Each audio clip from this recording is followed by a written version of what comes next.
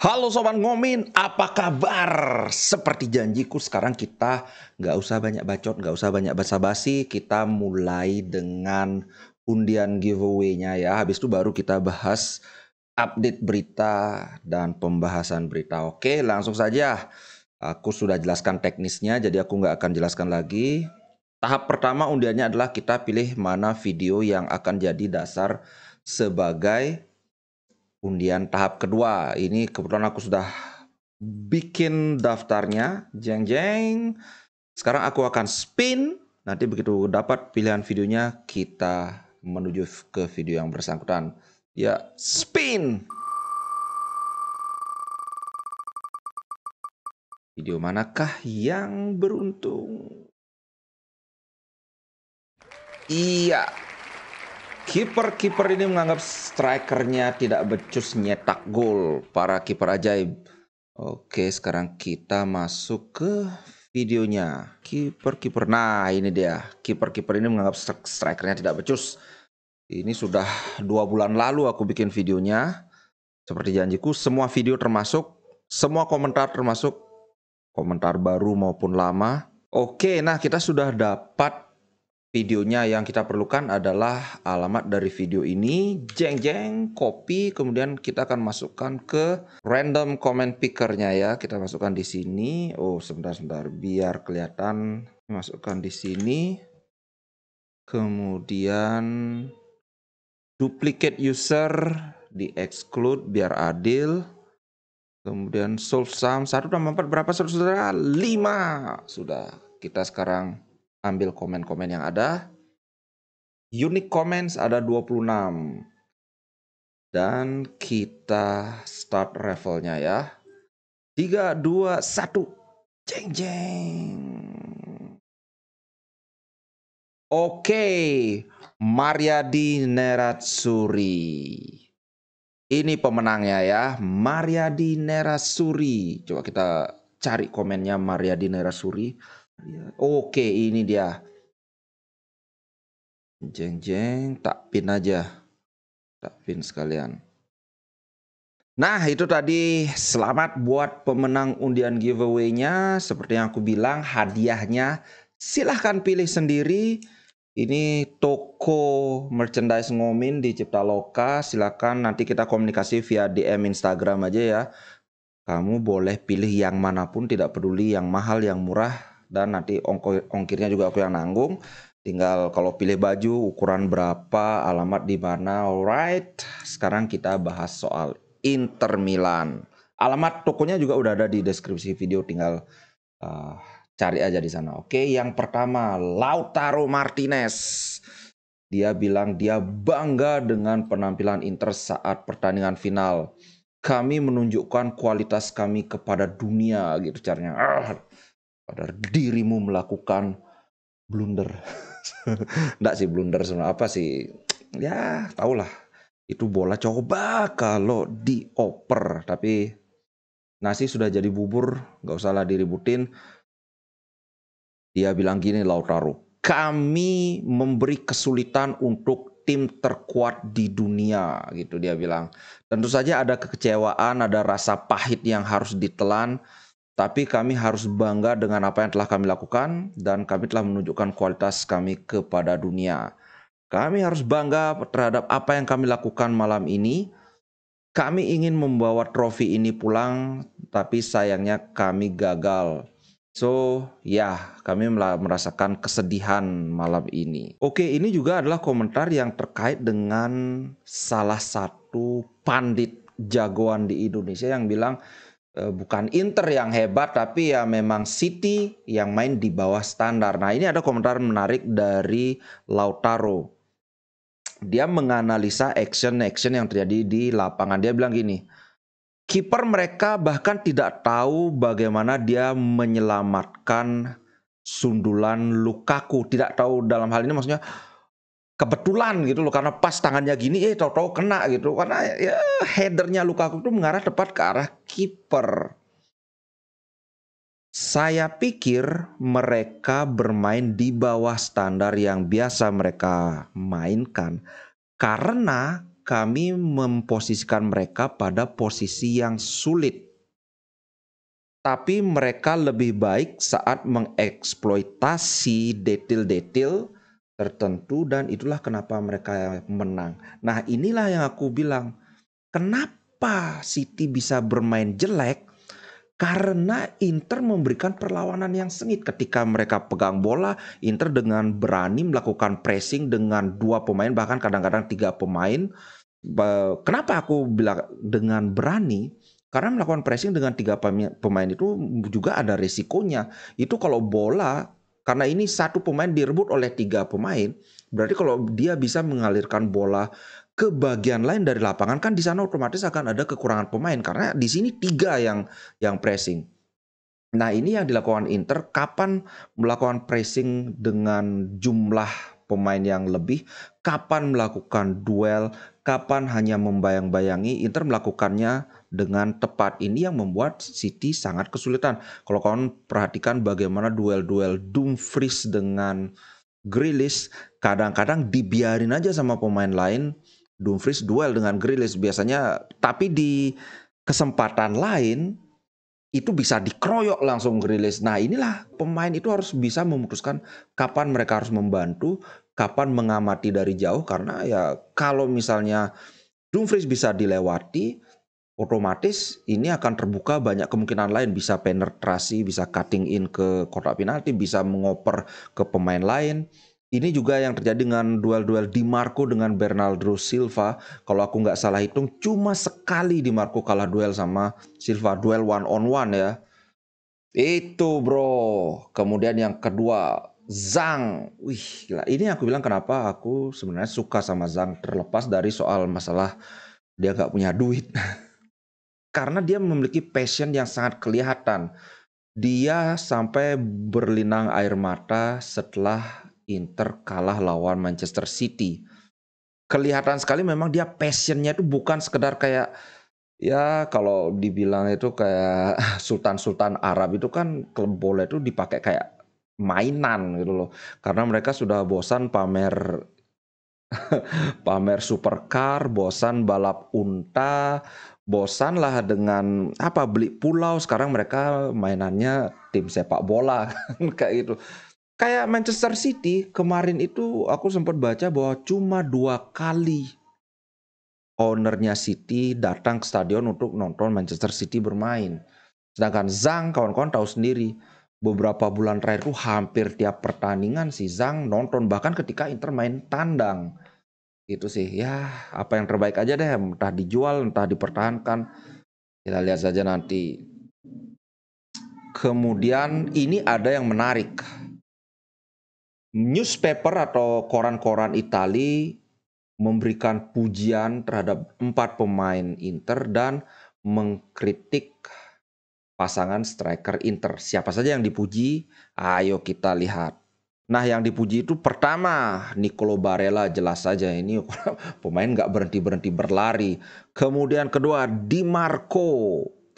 2 pemain Italia ini benar-benar mengeluarkan segalanya dan sangat layak dikagumi.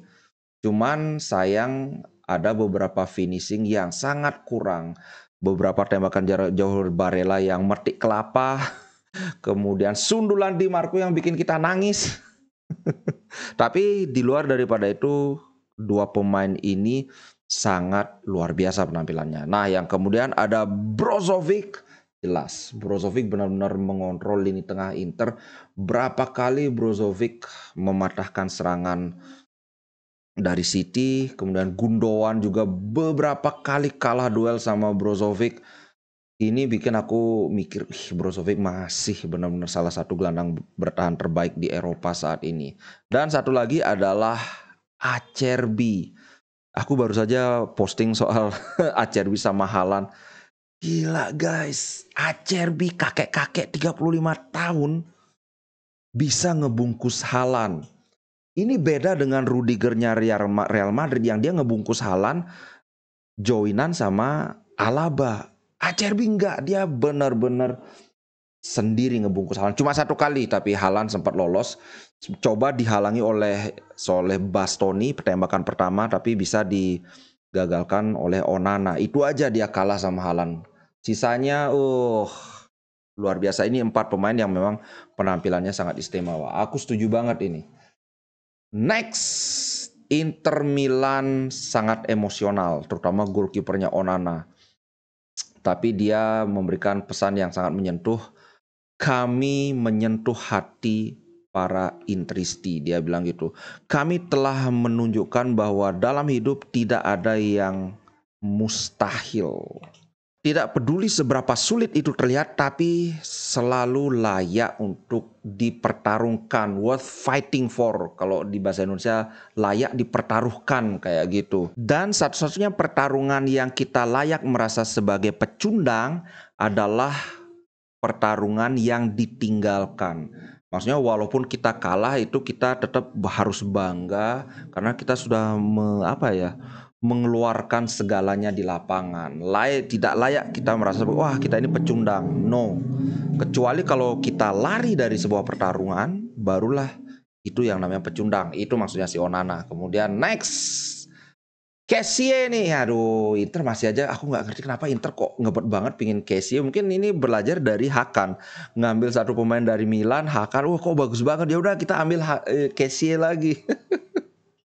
Dan Inter sudah ingin melakukan negosiasi lagi karena kemarin kan maunya tukar dengan Brozovic udah ditolak mentah-mentah. Terus ya udah kalau gitu gimana nih? Gimana maunya Barcelona? Kita dengar aja. Karena sekarang sudah final UCL sudah berakhir, akan ada banyak berita-berita seputar update transfer ini. Kessie, kalau kawan-kawan gimana? Suka nggak sama Kessie? Kalau aku ngelihat dulu, terutama saat Milan Scudetto, Kessie ini benar-benar salah satu elemen penting ya.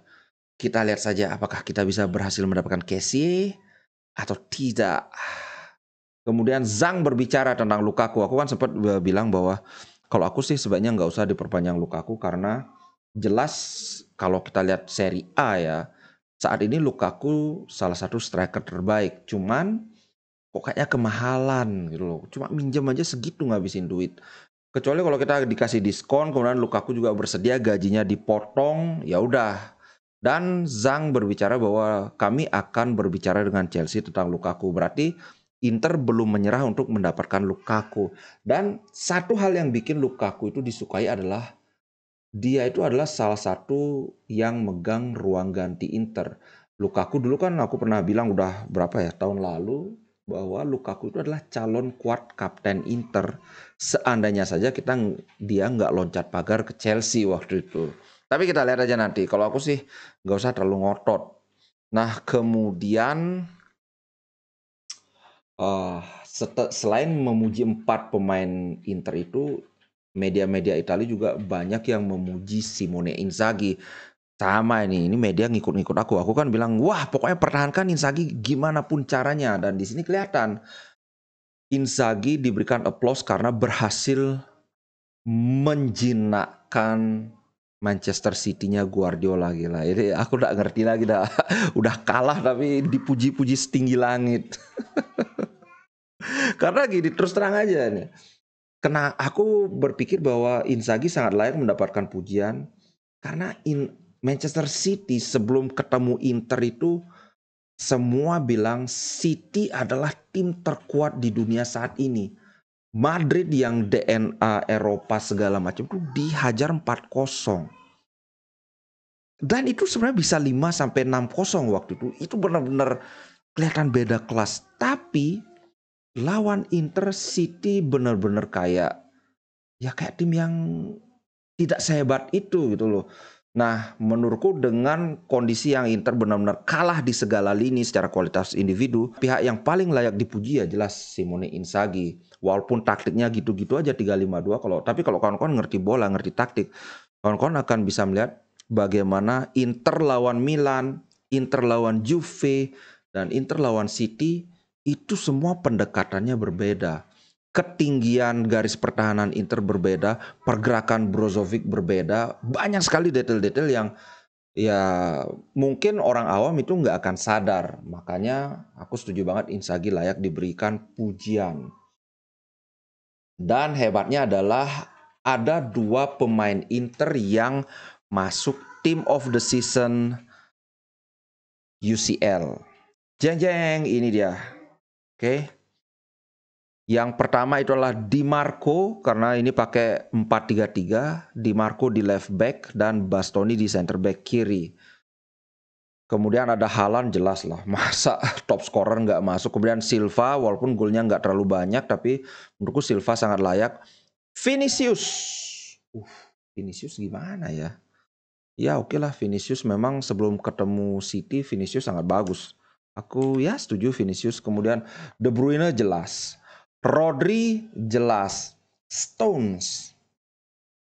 Kalau ngelihat pertandingan Inter lawan City, Stones menurutku nggak terlalu bagus. Bagusan Brozovic karena mereka di sini pakai double pivot ya, Rodri dan Stones.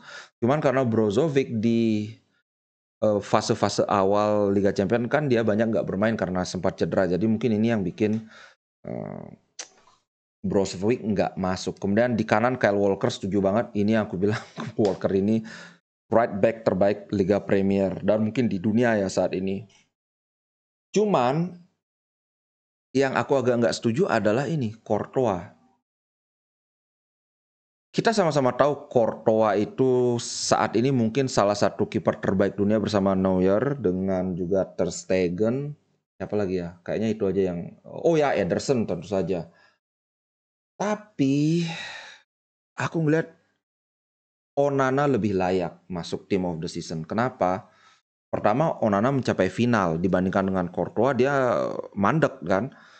Onana mencapai final, kalaupun tidak Onana ya mestinya Ederson dong karena dia menang.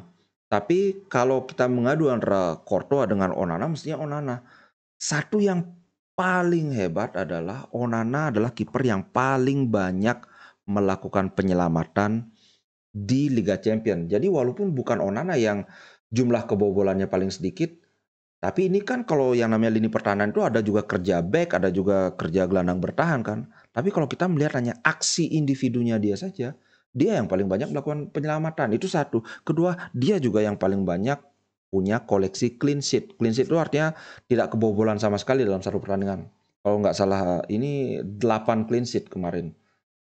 Ya itu aja sih. Kalau Bastoni menurutku layak. Di Marco menurutku layak walaupun mungkin antara Di Marco dan Theo Hernandez ya. Cuman harus diakui saat Inter showdown dengan Milan, saat Inter battle dengan Milan itu memang Theo Hernandez nggak begitu bagus. Tapi kalau ngelihat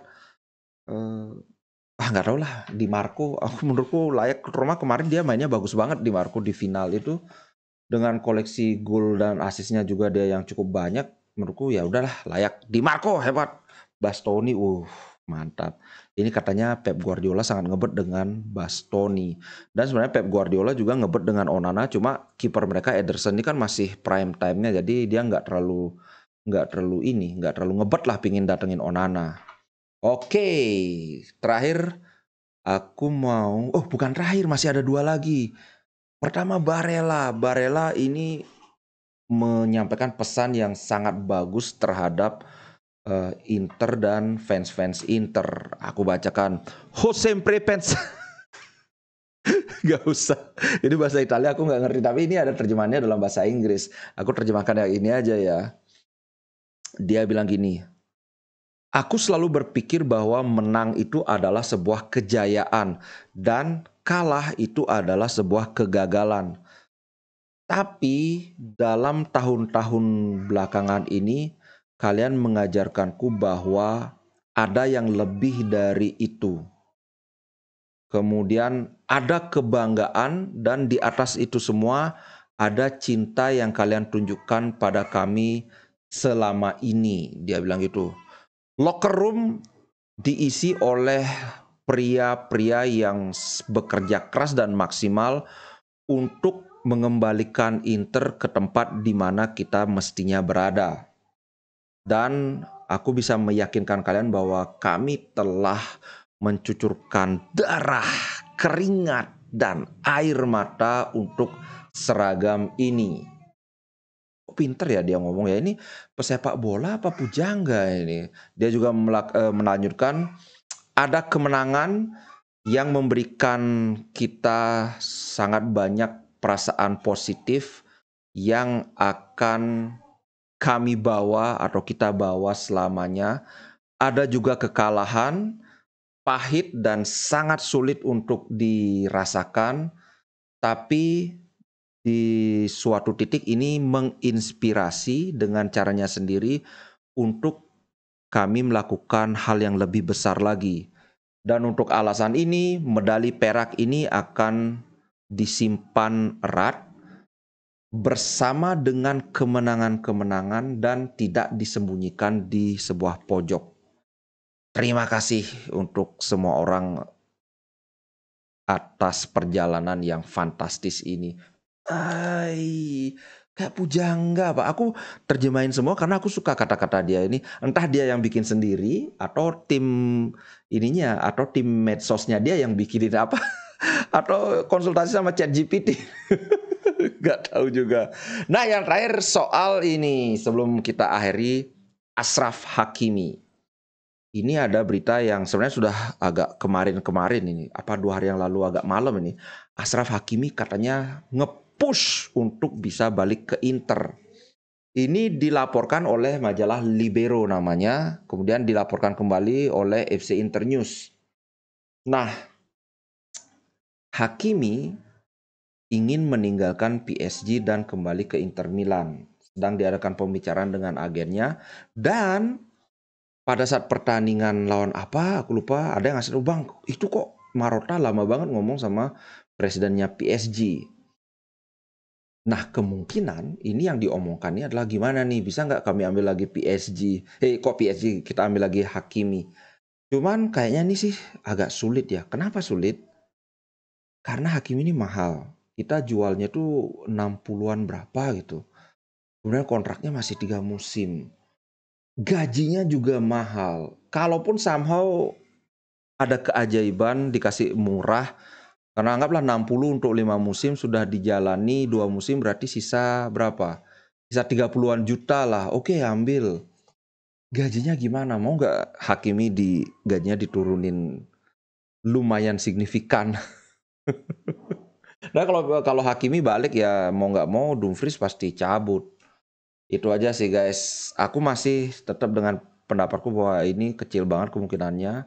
Tidak usah terlalu berharap. Kalau memang dia datang ya udah kita syukuri.